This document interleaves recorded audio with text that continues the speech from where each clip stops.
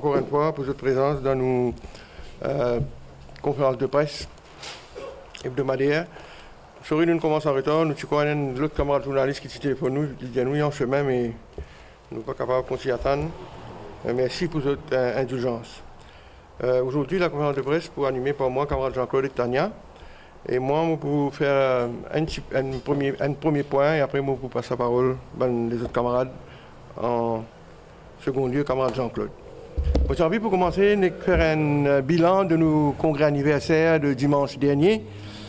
Moi, besoin des autres qui, au niveau de la direction du mouvement patriotique, nous sommes totalement satisfaits du succès de sa congrès anniversaire là. Que ce soit sur le plan organisationnel ou politique, nous satisfaits que le mouvement patriotique a réussi son pari en termes d'affluence. Et bien sûr, nous nous réjouissons que cette manifestation soit à la hauteur de nos bonnes espérances et que l'invitation que nous lançons tous nos bonnes activistes dans 4 pays fait une reçue 5 sur 5.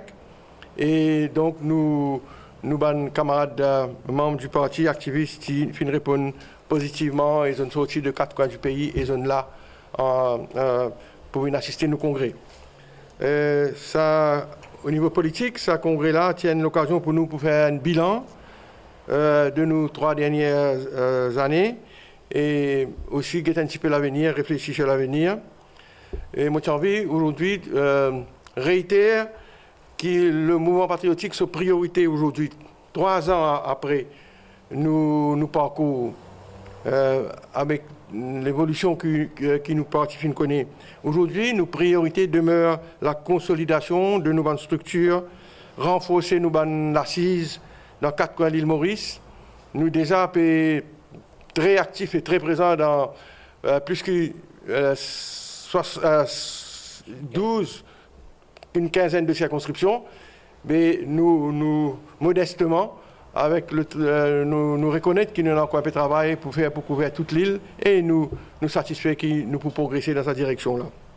Donc, l'EMP, sa priorité aujourd'hui, c'est consolider nos partis.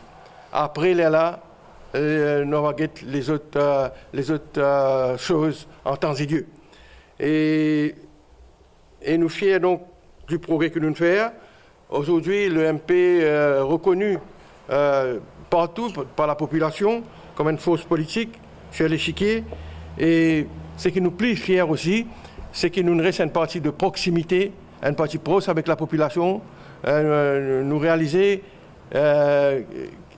qui frange de l'électorat mauricien peut suivre nous bien conscients, et nous fiers que nous sommes une partie proche avec le petit peuple, mais seulement sans être populiste ou tomber dans ma démagogie. Nous avons une partie d'idées et nous fiers aussi que pendant les derniers 3 ans, nous faisons plusieurs nouvelles propositions et nous pouvons continuer le savoir là. Donc, nous maintenir que nous une partie qui prône le renouveau et le rajeunissement de la classe politique et nous pas juste dire ça, à part 4 anciens dirigeants qu'ils autres connaissent, qui ne m'ont pas besoin de nommer d'un MP. Nous l'instance la plus importante, nous bureau national, nous comité, nous conseil national, ce qui les autres partis appellent le comité central, tout ces bonnes jeunes. Et à cause de ça, dimanche dernier, j'ai trouvé l'Olestrade, il y en a 6 nouveaux camarades qui montaient. Qui viennent le podium et nous qui présentent eux. Et donc, nous présentons des camarades jeunes, universitaires, diplômés, self-employed, donc qui encore attirés par le mouvement patriotique. Et je me rappelle aussi que nous sommes l'honneur d'accueillir parmi les nouveaux responsables, parmi nos nouveaux membres, le professeur Vincent Diagou, qui est responsable pour nos commissions développement durable, une sommité dans le domaine, et aussi nous présentons comme un nouveau membre, un nouveau adhérent de notre parti, l'ancien haut-commissaire de l'Inde, ancien haut-commissaire de Maurice en Inde, pardon, M. Danilal Siou, entre 2005, quand le MMM, le MSM au pouvoir, sa camarade-là, Lichi représente l'île Maurice à New Delhi, la capitale de l'Inde, et Lichi, nous, au commissaire, les filles aujourd'hui adhèrent à nos partis. Donc, camarades du Vincent Diogo et Siou, les deux plus âgés parmi sa groupe, nouveaux adhérents que nous présentés dimanche. Pour nous, donc, le combat continue. Élection pour une Canlivini, le MP pour continuer fièrement garde sur l'indépendance et milite pour lui continuer à progresser et venir une force incontournable pour les prochaines élections générales. Ceci dit, je me passe la parole maintenant, camarade Jean-Claude, qui en a 2 points pour lui faire. Le Premier ministre, il fait dans son summing-up lundi dernier une remarque me concernant et une remarque qui est bien cheap, une remarque une bassesse extraordinaire qui est dégradant, humiliant et manque respect total pour moi-même, pour ce qui m'en était ces 22 dernières années dans le Parlement.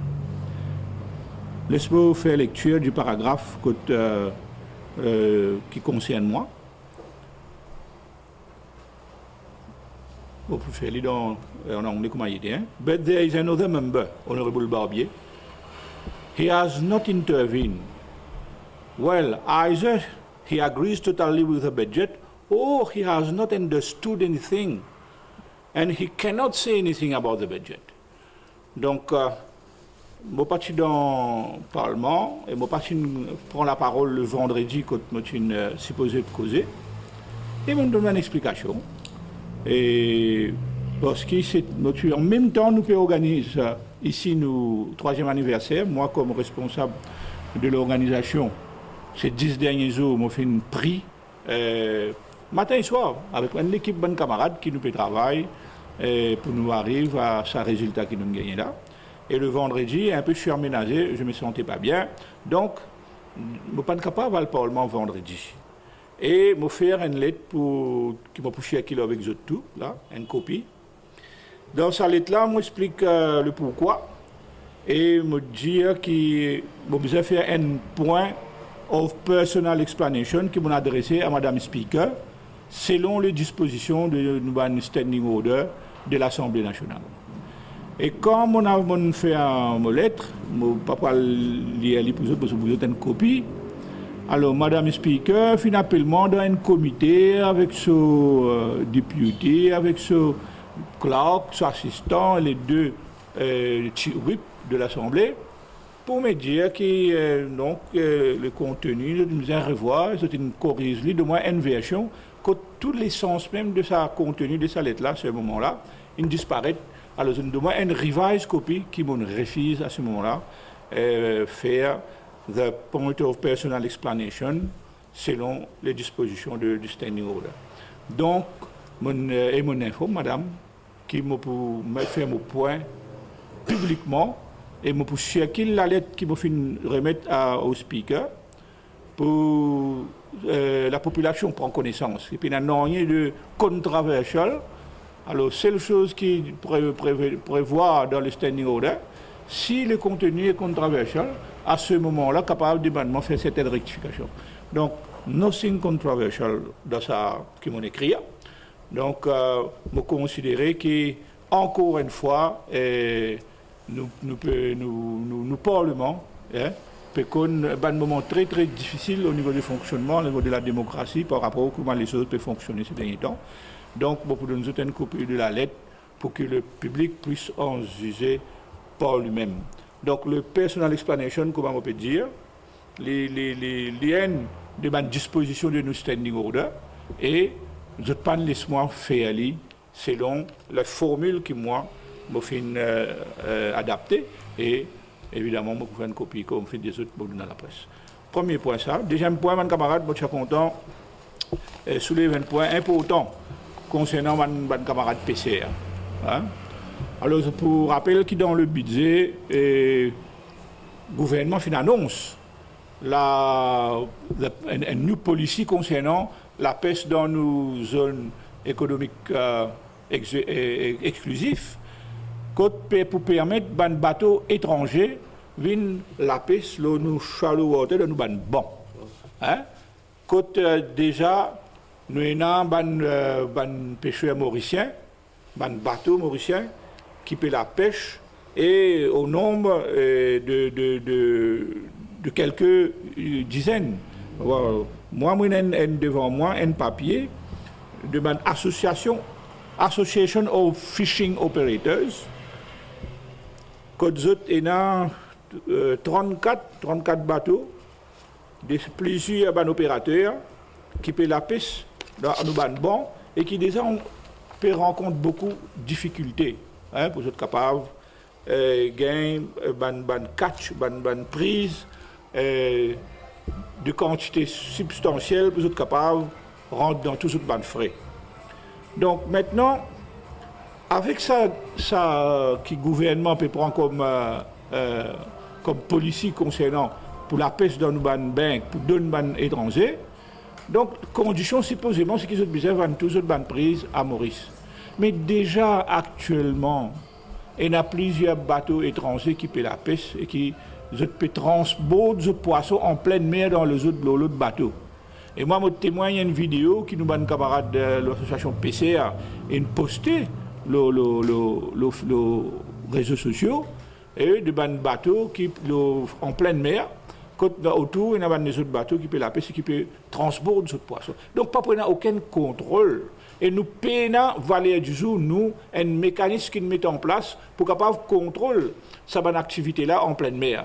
Donc, nous encore loin et encore de ce qui est l'objectif que le gouvernement a annoncé par rapport à contrôle. Là, maintenant, il y a un satellite qui nous peut loguer, qui peut, etc., entre autres, pour contrôler le mouvement de bateaux dans la mer. Mais ce n'est pas pour demain. Non?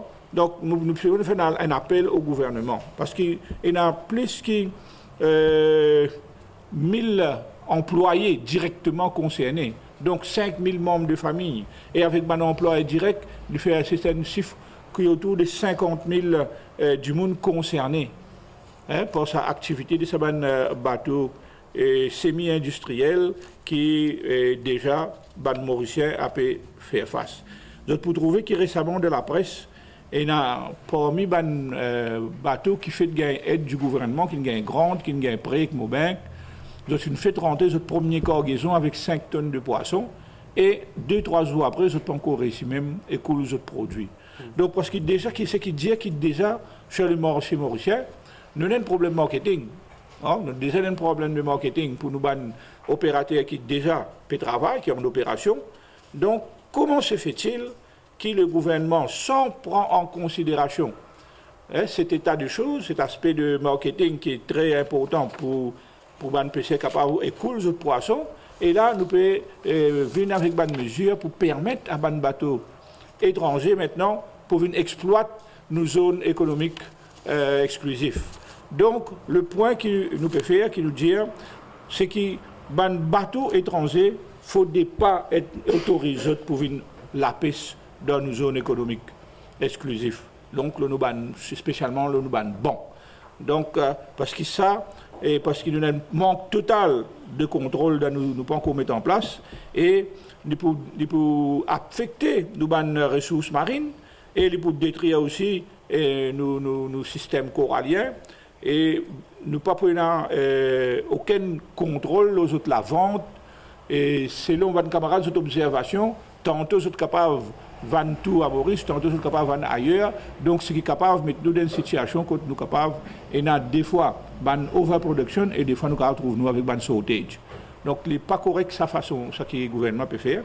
Donc, nous, le mouvement patriotique, nous fait un appel au gouvernement pour que le gouvernement revoie sa décision-là, pour ne pas le dès l'avant avec sa décision-là, parce qu'il peut porter une atteinte grave à nos camarades PCA qui déjà il investit gros dans nos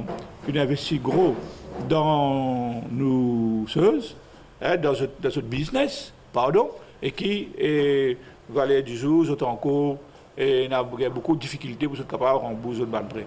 Donc, un appel au gouvernement pour revoir toute la situation. Merci, je retourne la parole au camarade président. On passe la parole maintenant à Tania Diol pour l'intervention. Il va jusqu'à 500 à l'année là. Donc il peut prévoir qu'il peut avoir jusqu'à 500.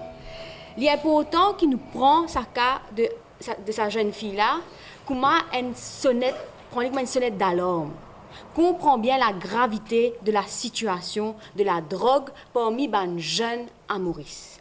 Donc, juste pour résumer, c'est qu'il nous besoin comprendre dans cette histoire-là, il y a une mère de famille dépassée par les événements, par le quotidien, qui est une jeune fille de 13 ans. Sa jeune fille de 13 ans-là, qui consomme la drogue synthétique à son insu.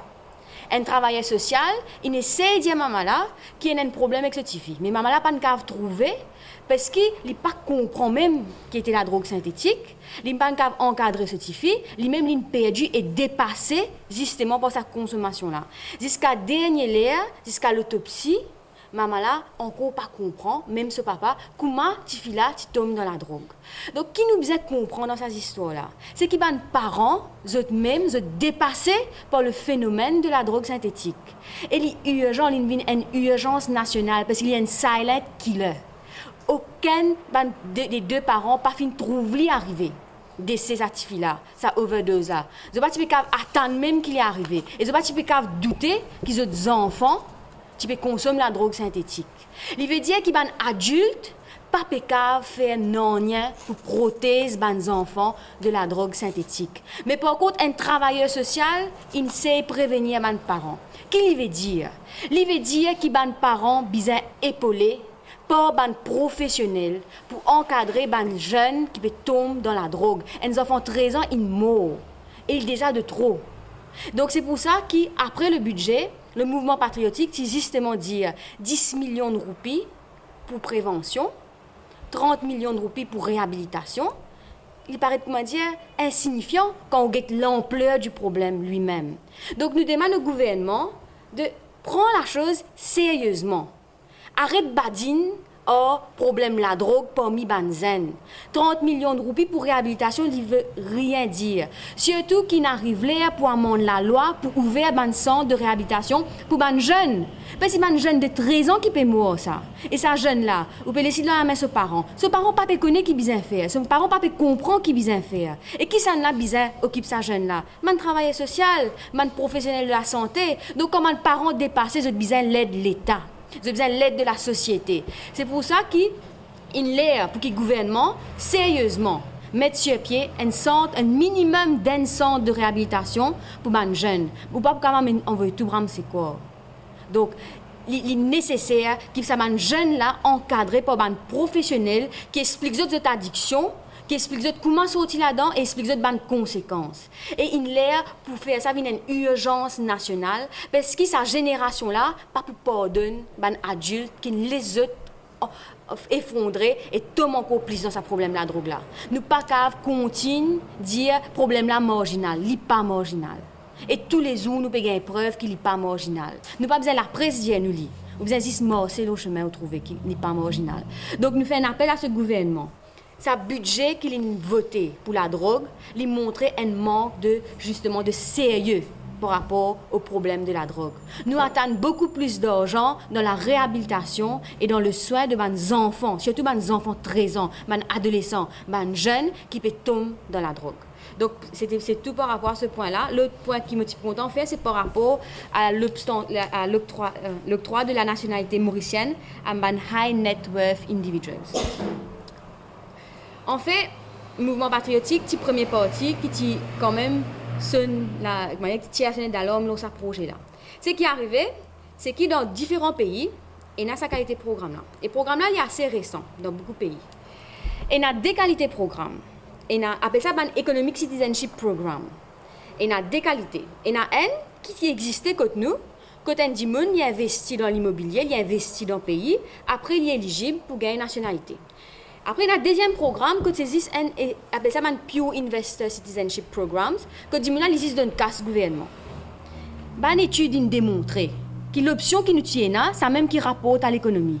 Deuxième option, il ne rapporte pas à l'économie, il rapporte à la caisse de l'État simplement. Et il est dangereux sans un programme qui peut marcher pour un programme qui ne démontre pas peut marcher dans les autres pays. ban pays avancé et dans sa qualité programme là livré, mais pas comment nous pouvons implémenter, comment nous tiennent avant que investisseurs là pour les gagner nationalité, ils besoin investir minimum, ils pas payer l'État. Donc nous demandons au gouvernement quand même de réfléchir à 2 fois et de voir l'impact qui sa qualité programme qui peut amener que nous finalement dans les autres pays, notamment pour la sécurité. Due diligence, combien vous pouvez faire? Vous avez combien une période de testing à la personne? Vous avez vérifié 10 000 là. Vous avez sa période pour get so évolution dans la société mauricienne. À cause de ça, nous programme qui nous est là, que 10 000 là, il investit, nous get so évolution. Après, vous donnez citizenship. Pas de nous casse ou donner citizenship. Deuxièmement, l'autre problème, c'est l'inflation de l'immobilier. Malte, 7% de ban prix immobilier par année, il montait à cause de ça. 10% de location par année, qui est énorme. Allez, à Maurice, nous fait le gouvernement a insisté. Mais avant, on amène sa qualité programme là, assure qu'il y a un logement social peut construire. Assurer qu'il y ait un minimum de logements disponibles à les Mauriciens, assurer qu'il y ait un minimum de qualité de logement disponible à les Mauriciens et qu'il y a la classe moyenne, lower middle class, les jeunes qui peuvent marier pour un moyen, c'est la case, intervenir au prix immobilier, ou obliger, le marché immobilier, ou obliger faire comme les autres pays, que le prix est tellement monté qu'il peut protéger les gens qui sont vulnérables ou intervenir au marché immobilier. C'est sa qualité de situation-là que le gouvernement mauricien peut créer par manque de préparation pour ce programme-là. Jusqu'à l'heure, nous tenons un programme qui est morcé. Nous pouvons changer radicalement pour un programme qui n'est pas morcé dans les autres pays. Donc, au mouvement patriotique, nous ne comprenons pas notre raisonnement. Et nous demandons au gouvernement de réfléchir à 2 fois.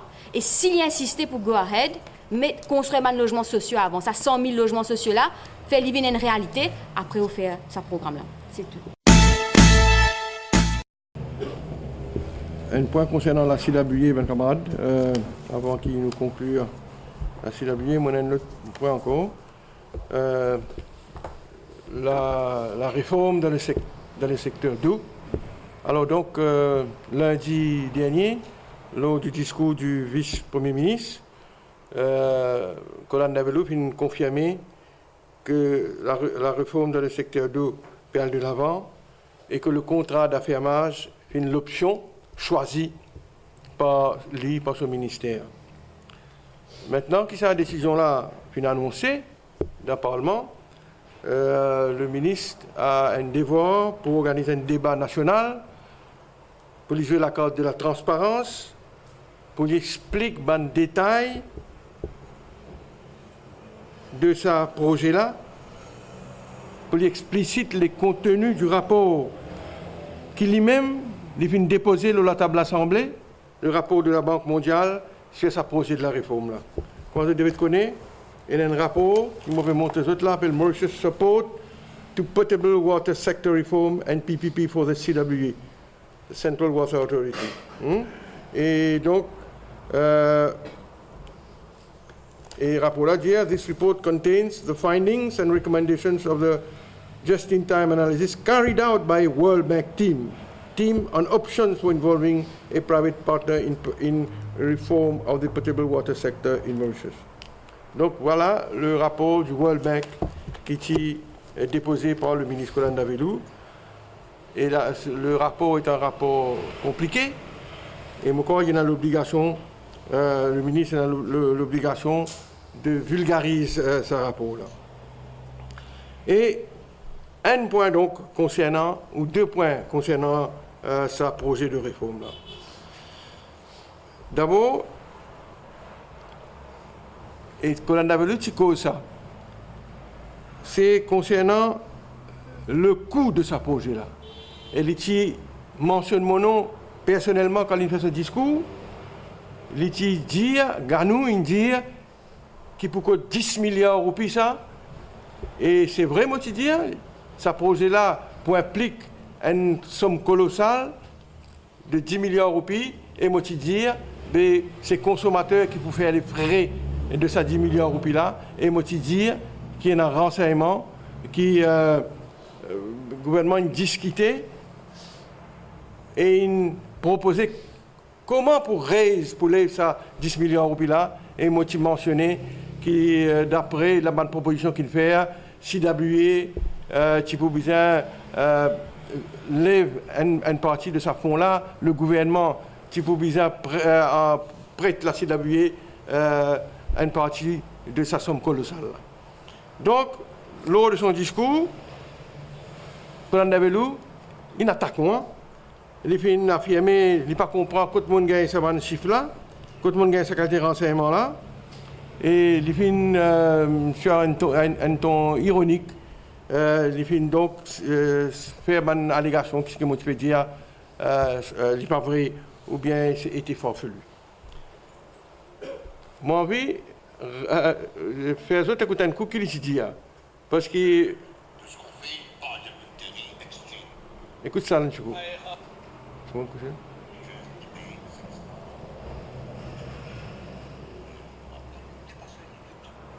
Non?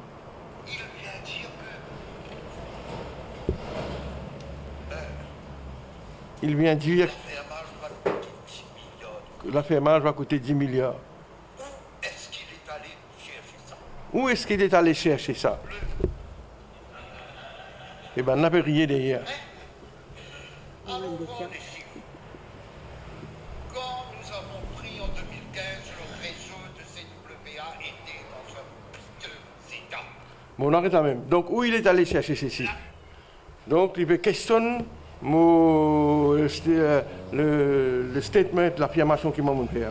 Mais dans le rapport même, et je peux lire ça avec eux, qui croit que l'on avait lu pas lire ce rapport lui-même, c'est le rapport qu'il a déposé à l'Assemblée, et quand nous avons une proposition qui est dans ce rapport-là, nous pouvons comprendre qui fait mon service à chiffre de 10 milliards là, à la page 60.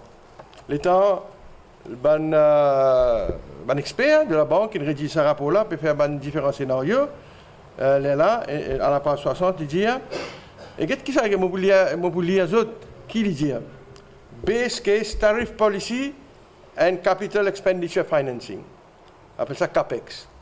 This scenario follows the recommendation made by Government of Mauritius during the May 2016 World Bank mission to assume only the first 3 years of capital expenditure to be funded through grant. La limite capital expenditure. 2017 à 2021, 10.6 billion MUR rehabilitation program. Entre parenthèses, 3 billion grant funding from the Bill Mauritius Fund. Tu peux gagner 3 milliards depuis BMF. 3.3 billion MUR of government Mauritius loans. And 4.8 billion MUR in financing that CWA is yet to secure. Donc quand on ajoute tout ça là, l'IN presque dépasse 10 milliards. Donc 10,6 milliards. Donc à la côte motigain ça va chiffre là. Et tout, quand nous avons ce rapport là, tout le scénario qui fait montrer que le coût du projet pour la réforme de la CWA coûte environ 10 milliards au pays ou plus que 10 milliards au pays. Et là, ce qui est là dans ce rapport-là, donc il y a un rayon en mai 2005, Government of Mauritius, quand la Banque mondiale son mission Tivini, et voilà, this scenario follows the recommendation made by Government of Mauritius. Tu as l'air de ça, mon camarade. On va capable de faire photocopie. Et donc, c'est la recommandation du gouvernement. Il dit, right, nous sommes capables de trouver 10 milliards de roupies, puis aucun problème. 3 milliards de roupies, nous pouvons gagner avec Bill Mauritius Fund. 3,3 milliards de roupies, government loan pour donner CWA ça. Et après ça, 4,8 milliards qui CWA Bizal Rodeli. Et quand tu parles de ça, évidemment, augmentation, tarif, restructuring, après qui contrat fini signé. Alors donc, quand les chiffres de 10 milliards environ une sortie, il n'est pas sorti depuis dans la tête nullement, c'est dans le rapport de World Bank qui est dans ça. Donc, qui, M. Colin Davelou, lui-même, qu'on prend conscience, qui est dans un dossier qu'il a déposé lui-même sur la table l'Assemblée. Les chagrinants, qui a Colin Davelou, pas qu'on gère ce dossier lui-même, ce propre rapport qu'il a cité, qu'il qu'il a commandité. Je pense qu'il n'y a pas tout le détail de ce rapport-là. Moving le 24-7 maintenant, mon camarade. Et dans ce discours, malheureusement, nous ne pouvons pas faire écouter ça, mais Réal écoute ce discours, il passe le 24-7, il flitte le 24-7. En passant, il dit 24-7, après ça, il change si il y a cause d'autres affaires. Maintenant, le 24-7. Dans la campagne électorale, nous te rappelons, ce gouvernement-là, tu promets 24-7 aussitôt tu arrives au pouvoir. Maintenant, dans le dernier budget, et moi je cite ça dans mon discours samedi dernier, dans le dernier budget, dans un de mes propositions que tu fais dans le secteur 2, le ministre des Finances, quand il dit le budget de l'année dernière, il dit que dans le paragraphe 194-195, il dit our first priority is the water sector. This government has made a pledge that water will be made available to all households on a round-the-clock basis. Our aim is to fulfill this promise at the end of 2019 at latest. C'est-à-dire l'année prochaine, en décembre, tout le monde peut gagner 24/7 dans l'île Maurice. L'année prochaine, il peut faire 5 ans. 2014, nous sommes au pouvoir, 2019. Mais ce n'est pas tout. Nous pas pour 24/7 dans nos pays à la fin de l'année prochaine. Vous connaissez qui fait? Parce que d'après ce rapport-là, qui m'ont fait produire les autres là, il dit là-dedans qu'avec toutes bonnes conditions réunies, le rapport dit que 24/7 pour faisable, pour réalisable dans 5 ans, mes camarades. Dans 5 ans. Et il y a ça dans le rapport. Vous êtes capable, moi je vous dis, je vous demande de écouter le rapport là. Et dans ce rapport-là, il y a donc dans 5 ans qui nous pourront gagner 24/7.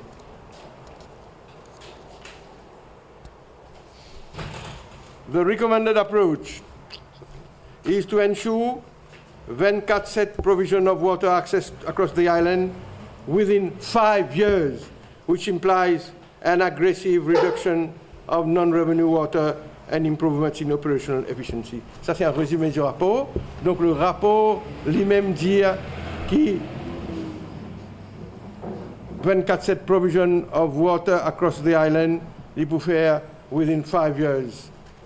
Donc, ça, c'est le 24/7 et à cause de ça, donc, Colin Davelou, Papine mentionne quand nous pouvons gagner le 24 dans nos pays, parce que d'après ce rapport-là, toutes conditions réunies, nous réussirons le contrat signé, réussirons sa somme colossale de 10 milliards, malgré tout cela, c'est dans 5 ans qu'il vous gagne 24/7. Moi, mon close ce chapitre-là pour me dire, d'après mon expérience, pas pour une réforme secteur de l'eau sous ce gouvernement-là. Parce que si nous, d'après tout ce qu'il dit et ce qui est arrivé dans le passé, pour prendre un minimum d'1 an à partir de maintenant pour faire une bid procedures, quand pour faire cotation, quand pour tirer un document, quand un opérateur pour code, quand pour choisir, quand pour évaluer, etc. Minimum pour prendre 1 an ça. Donc nous arrivons juillet, août l'année prochaine, nous prenons plein campagne électorale. Et moi, je trouve ce gouvernement-là en pleine campagne électorale qui va prendre décision pour octroyer un contrat aussi important qui ça en pleine campagne électorale. Le prochain gouvernement, whoever it will be, s'il y a la volonté politique, c'est lui qui peut amener la réforme dans le secteur d'eau dans nos pays et certainement pas le gouvernement présent et le ministre Colin Davelou, avec une bidding procedures, avec l'appel, avec Independent Review Panel, pour la Cour suprême, pour faire l'appel, etc. Tout ça là est possible, donc il est inconcevable qu'il la réforme pour réaliser pendant ce mandat-là. Nous avons envie exprime nos solidarité avec camarade Atma Santo, le syndicaliste, qui nous connaît, qui gagne un problème avec la Cour cette semaine-ci. Qui refuse, comment je devais connaître, payer ce ban frais, il a passé un temps dans New Wing, Beaubassin. Et donc, c'est. Nous besoin le MP solidarise avec un camarade qui est un syndicaliste honnête et sincère qui dans ce travail et fait donc ça déboire là. Finalement, mon camarade, moi je viens madame la speaker. Moi pas capable de terminer sa conférence de presse, Jean-Claude il mentionne lui, mais moi capable de dire qu'il est triste aujourd'hui pour madame speaker continuer à sévir, comment il peut sévir. On a assisté le comité of supply et moi aussi, m'ont trouvé comment il peut gérer cette situation-là. Et il n'est pas possible qu'il y ait un speaker comporte-lui comme le bouclier de la majorité gouvernementale. Le speaker, il besoin au contraire protège l'opposition, protège la minorité parlementaire et non pas agir comme un bouclier pour la majorité gouvernementale. Sa façon qu'il peut handle, qu'il peut présider le débat dans l'Assemblée, qu'il est au Parlement, ou bien comment il démontré dans le comité of supply, en comité, démontrer que malheureusement, le speaker n'a pas fait honneur ni au gouvernement, ni au Parlement.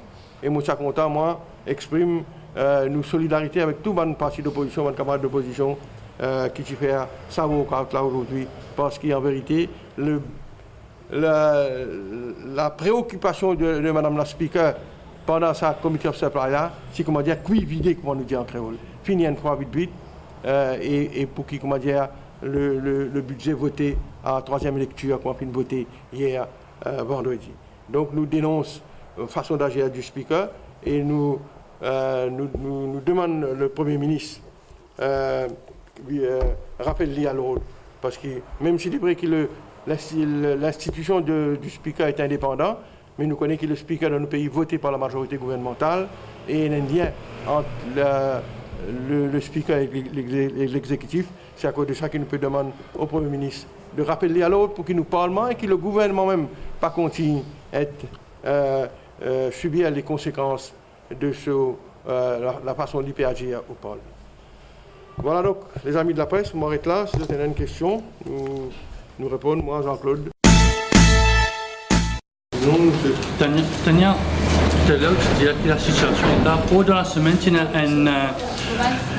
y a la situation au niveau de la drogue, la situation est alarmante. Et donc, dans un forum de la semaine, côté un membre du gouvernement qui est présent, il dit qu'ils attendent le rapport de la commission d'enquête pour faire après un master plan. Donc, c'est pas du jour au lendemain que nous faisons ça. Comment peut-on l'action du gouvernement puis attendre la commission remettre ce rapport? Au fait, malheureusement, ce que le gouvernement peut faire, il va pas réaliser qu'il peut faillir à la jeunesse mauricienne. Parce qu'il a fait une priorité un métro, il a fait une priorité que le temps aussi même, mais il n'a pas fait l'humain, le jeune, une priorité dans son propre pays. Quand on trouvait que la jeunesse aussi désenchantée à un point qu'il prévoit le consomme synthétique, détruire lui-même, et que le gouvernement n'a pas pensé qu'il y a une priorité, il pousse ça rapport là le plus loin possible. Vous connaissez un centre de réhabilitation, construire-le, pas besoin de faire un master plan, vous trouvez qu'il y a un problème. Puisque le ministre nous dit qu'il va peut monter, mais vous connaissez qu'il y a un problème. Et moi, Tania dit, je ne peux pas plus de renseignements qu'ils ont que moi, le mouvement patriotique, je ne peux pas plus de renseignements, c'est qu'il me condamne, c'est qu'il nous condamne avec le gouvernement, c'est qu'il quand le problème là qui est éclaté, je ne veux pas dire qu'il va exister. À un moment, c'est déjà marginal. Après, il vient hors de contrôle. Après, il vient la faute par an. Mais quand est-ce que le gouvernement, pour agir et faire ce banzen, passe en priorité? Et c'est la question qu'ils ont envie de poser. Et nous sommes contents qu'ils aient réfléchi des fois avant d'abandonner le jeune ce pays-là. Parce que toute une génération peut aller dans ce problème-là. Si de ne pas agir, en tout cas, moi, je ne vais pas de pour ça. Et je pense que beaucoup de monde dans mon pays ne pas de pour ça.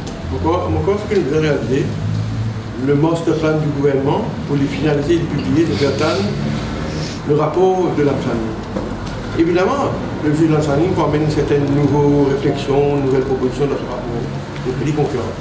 Mais il y en a pour l'État pour lire ce rapport-là. Nous siégeons parce que 2 ans, votre camarade, je te rappelle. Et donc, il peut travailler certainement, mais il n'est pas capable de faire mieux que ça. Donc, nous attendons encore plusieurs mois pour le rapport déposé. Après le rapport déposé, on a le master plan. Mais l'état ça, car brièvement ça là, il y a une réforme qui disait faire, comment une fois que tu as fait ça. Mais la minière n'a pas le droit d'avoir un centre de réhabilitation. Dans le centre de réhabilitation là, je peux effondrer. Nous avons contact avec certains parmi eux. L'argent qui est moyen qui est plus budget, nous donnons un exemple. Avec le minimum wage, tous les autres employés, ils payent moins plus que le minimum wage, 1800, whatever it is. Right? Mais beaucoup parmi là-bas, là, je gagne 6 000, 7 000, 5 000, on ne va pas connaître combien. Un frais additionnel venu pour eux. Donc, les autres manquent moyens. Les autres refusent, inmates qui ont vu un jeune, toximan qui demande admission de réfugiés parce qu'ils ont la place. Et il y en a 10 lits, c'est pas 20 lits pour capable rester dans le centre de réhabilitation. Il y a beaucoup de problèmes dans le centre de réhabilitation. Donc, il y a des affaires qui viennent paraître au plus pressé, comment dire. Pas besoin d'attendre le rapport, pas besoin d'attendre le master plan, parce qu'il nous connaît qui dit des dégâts synthétiques.